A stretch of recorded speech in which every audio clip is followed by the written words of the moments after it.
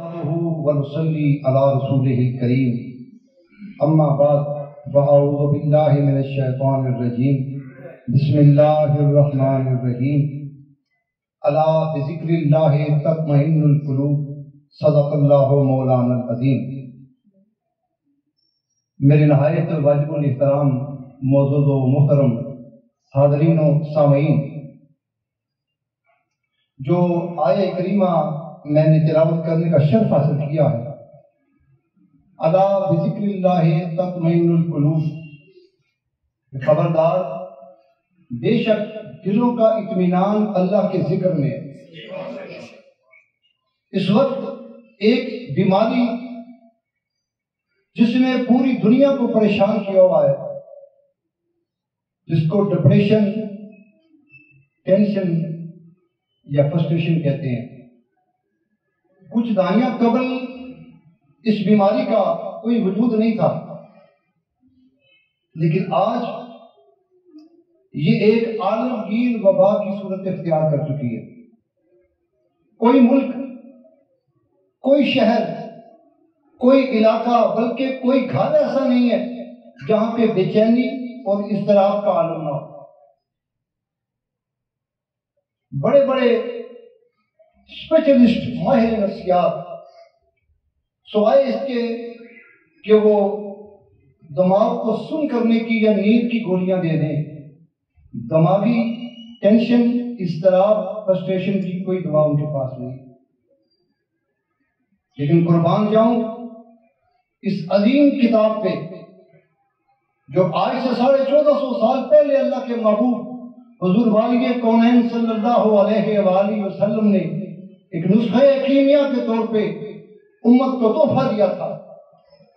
آئیے قرآن کھولیں اور قرآن میں اس بیماری کا علاج دیکھیں کہ آیا ڈپریشن کا علاج قرآن میں موجود ہے۔ قرآن کہتا ہے کہ الا خبردار، ادھر ادھر جانے کی کوشش نہ کرو۔ کچھ لوگ اپنی فرسٹریشن دور کرنے کے لیے جنہیں اللہ نے مال دیا ہے، کوئی سوئٹزرلینڈ چلا جاتا ہے، کوئی باہر کے ممالک میں اپنے چھٹیوں کے ایام گزارنے چلا جاتا ہے۔ کچھ لوگ اپنے ملک میں جو تفریحی مقامات ہیں وہاں جا کے تفریح کر کے اپنے ڈپریشن کو دور کرنے کی کوشش کرتے ہیں، لیکن جتنا زیادہ پیسہ صرف کرتے ہیں اتنی ہی زیادہ وہ نیند کی گولیاں مزید کھاتے ہیں۔ لیکن قرآن کہتا ہے کہ ادھر ادھر جانے کی کوشش نہ کرو۔ اگر اس دل کا چین اور قرار چاہیے تو الا بذکر اللہ تطمئن القلوب، کہ بے شک دلوں کا قرار، دلوں کا سکون، دلوں کا اطمینان اللہ کے ذکر میں ہے۔ اور خالی یہ انسان ہی اللہ کا ذکر نہیں کرتے، کائنات میں ہر چیز اللہ کی تسبیح بیان کرتی ہے۔ آسمانوں اور زمین میں جو کچھ بھی ہے وہ اللہ کی تسبیح بیان کرتا ہے اپنی اپنی حیثیت کے مطابق۔ مفسرین کرام فرماتے ہیں یہ جو دروازے کا کھلنا اس کی جو آواز ہے اور یہ چھت کا چٹکنا جو اس کی آواز ہے، یہ بھی اللہ کی تسبیح بیان کرتی ہے۔ اگر کسی کے ذہن میں یہ بات آئے کہ یہ بے جان چیزیں یہ اللہ کی تسبیح کیسے بیان کر سکتی ہیں، تو متعدد احادیث اور روایات ہمارے سامنے ہیں۔ حضرت ابن مسعود رضی اللہ تعالیٰ عنہ راوی ہیں، فرماتے ہیں ہم نے اپنی آنکھوں سے دیکھا کہ اللہ کے محبوب اپنے ید اللہ کے گورے گورے ہاتھوں سے ان انگلیوں سے کھانا کھا رہے ہیں تو کھانا تسبیح کر رہا ہے۔ اور فرمایا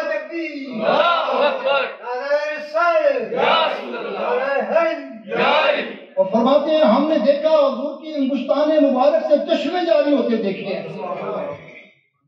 پھر مسلم شریف کی روایت ہے کہ حضور فرماتے ہیں میں اس پتھر کو جانتا ہوں جو میرے بعثت کے زمانے میں مجھ پر سلام پڑا کرتا تھا۔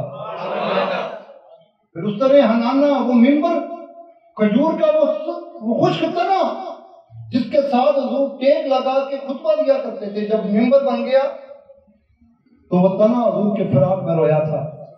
تو ثابت ہوا کہ ہر چیز اپنی اپنی حیثیت کے مطابق اللہ کی تسبیح بیان کرتی ہے، اور جو اللہ کے ذکر سے غافل ہے وہ بے چین بھی ہے اور وہ تباہی کے دانے پہ بھی کھڑا ہے۔ حدیث میں آتا ہے کہ جو جانور اللہ کا ذکر کرنا چھوڑ دے وہ ذبح کر دیا جاتا ہے۔ جس درخت نے اللہ کا ذکر کرنا چھوڑ دیا اس پہ کڑانا چل جاتا ہے۔ حضرت جنید بغدادی رضی اللہ تعالی عنہ، آپ کے ایک دوست نے آپ کو نا تحفے میں کوئی پرندہ پیش کیا، پنجرے میں بند۔ کچھ دن حضرت جنید بغدادی رضی اللہ تعالی عنہ نے وہ تحفہ اپنے پاس رکھا۔ کچھ دنوں کے بعد دوستوں نے دیکھا کہ آپ نے وہ پرندہ آزاد کر دیا۔ انہوں نے پوچھا حضور کیا ماجرا؟ کہنے لگے کہ ایک دن اس پرندے نے مجھے درخواست پیش کی کہ جنید خود تو دوستوں میں بیٹھ کے مزے اڑا رہا ہے اور مجھے میری برادری سے دور رکھا ہوا ہے۔ یہ جو اللہ والے ہیں، اللہ پاک نے یہ طاقتیں عطا کی ہیں کہ یہ ان چیزوں کی بھی باتیں سنتے ہیں اور ان سے باتیں کرتے بھی ہیں۔ فرماتے ہیں میں نے اس پرندے کو جب آزاد کیا تو پرندہ کہتا ہے کہ اے جنید میں بتاؤں کہ میں قید کیوں ہوا تھا؟ کہتا سن اے جنید بغدادی، جب کوئی پرندہ کوئی جانور اللہ کے ذکر سے لمحہ بھر بھی غافل ہو جائے تو وہ جال میں پھنس جاتا ہے یا وہ ذبح کر دیا جاتا ہے۔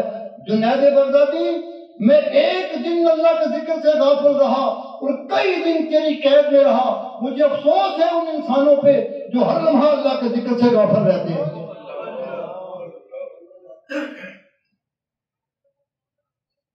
افسوس کہ ہم ادویات کے پیچھے تو بھاگتے ہیں، لیکن جس مالک نے اس وجود کو بنایا ہے اپنے دست قدرت سے، اسی نے نسخہ بتایا ہے۔ اس دل کا سکون میرے ذکر میں ہے۔ امام غزالی رحمۃ اللہ علیہ لکھتے ہیں، کہتے ہیں دل کی مثال ایک کلے کی سی ہے۔